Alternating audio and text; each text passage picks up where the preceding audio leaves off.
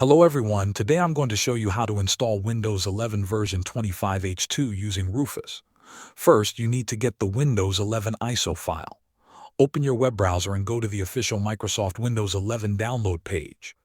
Look for the section called Download Windows 11 Disk Image ISO, or use the Media Creation tool to get the latest version. Follow the on-screen instructions and download the Win11 ISO file. Once you have the ISO file, insert a USB flash drive of at least 8 GB into your PC and launch Rufus. In Rufus, under the Device section, select your USB drive. Click the Select button to choose the Windows 11 ISO file you downloaded. In the Image option, or similar drop-down, select Standard Windows 11 installation. Under Partition Scheme, choose GPT and ensure the target system is set to UEFI non-CSM, unless you have a different setup. You may give the USB drive a label such as Windows 11 Setup. Ensure the file system and cluster size remain at default settings. Rufus will format the USB and make it bootable.